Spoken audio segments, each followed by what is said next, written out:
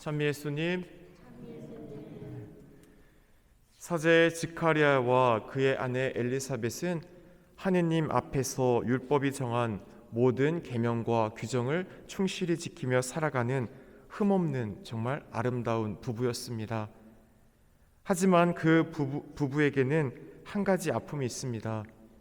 평생을 기도하며 하느님께 자녀를 달라고 청했지만 자식이 없었다라는 것입니다. 당시대 유대인들에게 자녀란 하느님이 주시는 축복입니다. 결국 자녀가 없다라는 것은 하느님의 저주를 받은 것이라고 사람들은 여겼습니다. 더구나 성전에서 사제 직무를 수행하는 가정이었기에 아이가 없다라는 것은 더 수치스러운 일로 다른 사람들의 입방아에 오른 일이었기 때문에 그들은 평생을 그 가운데 자녀를 달라고 끊임없이 계속 청했을 것입니다. 자녀를 달라는 우리의 간절한 기도가 왜 들어주시지 않으시는 걸까? 돈이나 명예나 권력을 달라는 것도 아니고 자식을 달라는 것이 그토록 하느님의 뜻에 안 맞는 것인가? 모든 계명을 지키며 의롭게 살아가는 가운데 부부는 분명 의문을 품고 살았을 것 같습니다.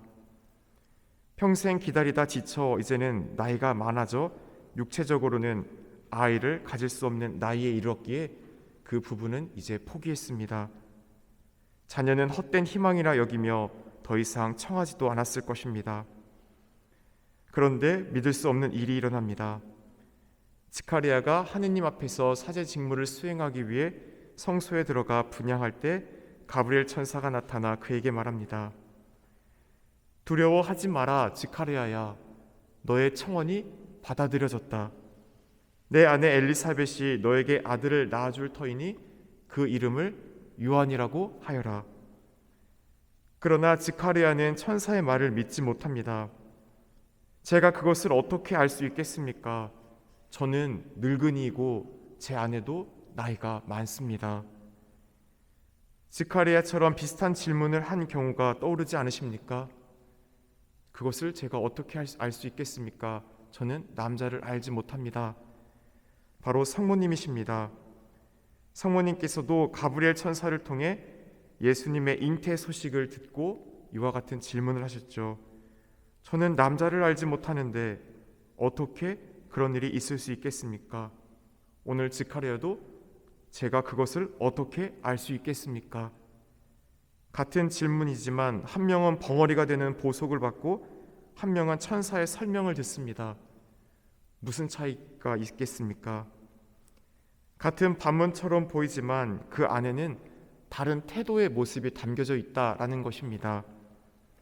지카리아의 경우 저는 늙은이고 제 아내도 나이가 많습니다 라는 인간적인 이유를 들어 가브리엘 천사의 소식을 못 믿겠다라고 반문한 것입니다. 하지만 성모님의 경우는 믿지 않은 것이 아니라 남자와 함께 잠자리를 하지 않았는데 어떻게 잉태할 수 있습니까? 라는 방법적 그 차원을 물으신 거죠. 이미 성모님의 경우 마음으로부터 순명하고 받아들일 자세가 되어 있었다라는 것입니다. 단지 그 방식에 있어서 어떻게 그것을 해 나가야 되는지에 대한 것을 물었던 차이가 있다라는 것입니다. 지카리아 사제에게 아이가 없는 것은 하느님의 섭리였습니다. 제비 뽑기로 성소에 들어가 분향하게 된 것도 하느님의 섭리 안에서 이끄심입니다. 그가 천사를 보고 놀라는 것도 마찬가지입니다. 모든 것은 주님의 구원 계획 안에 있는 하느님의 놀라운 섭리의 이끄심이었습니다. 하지만 지카리아는 그것을 깨닫지 못합니다. 젊은 시절 수없이 아이를 갖게 해달라고 기도했을 것입니다. 그럼에도 주님께서는 침묵하셨습니다. 때가 아니었던 것입니다. 이제야 그는 천사를 만나 아이를 갖게 될 것을 알게 되었습니다. 그런데 지카리아는 항변합니다. 제가 그토록 청할 때는 침묵하시더니 왜 지금입니까? 왜 지금 주시는 겁니까? 저는 늙은이고 제 아내도 나이가 많습니다. 지카리아는 인간적인 계산을 넘어서지 못하고 있습니다. 아이를 갖는 것 자체가 기적인 것을 그는 잊고 있습니다.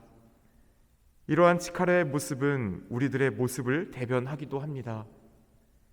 우리는 하느님께 청하면서도 하느님께서 들어주실까 하는 의문을 갖고 중간에 포기하는 경우를 종종 체험합니다. 확신과 믿음이 부족하기 때문입니다. 우리보다 우리를 더 잘 아시고 나보다 나를 더 사랑하시는 주님께서는 우리의 영혼의 구원에 필요한 것이라면 반드시 주십니다. 우리가 청하는 것을 그분은 가장 좋은 방법과 가장 최고의 선으로서 우리에게 주신다라는 것을 우리는 늘 믿어야 합니다. 인간적인 기준으로 모든 것이 불가능하다고 판단되었던 그런 우리는 유혹을 늘 체험합니다. 우리 인생에도 하느님의 계획이 숨어 있습니다. 비록 우리가 지금 우리의 삶을 이해할 수 없을지라도 하느님께서 우리를 내셨기에 반드시 구원의 길로 우리의 삶을 이끌고 계심을 우리는 믿고 따라가야 합니다. 중요한 것은 어떤 상황과 누구의 말에도 흔들림 없이 하느님의 뜻을 묵묵히 실천하며 성실하게 사는 것입니다. 어느 날 문득 우리네 삶을 돌이켜볼 때 수많은 산을 넘어온 듯 살아온 시간들 속에 하느님의 섭리와 은총의 손길이 계속 미치고 있었음을 우리는 깨달을 것입니다. 나를 통해 구원의 섭리를 이끄시는 아버지의 큰 계획이 있음을 다시 한번 믿으며 인간적인 우리의 한계, 우리가 바라볼 때 이성 안에서 불가능하다고 여겼던 것, 하느님께는 불가능한 것이 없습니다. 이 지상 안에서 우리가 바라볼 때 구원의 차원 안에서 필요한 것을 주님은 반드시 주심을 기억하며 또 이 대림시기 또 믿음의 길을 걸어가는 우리들이 되면 좋겠습니다. 잠시 묵상하겠습니다.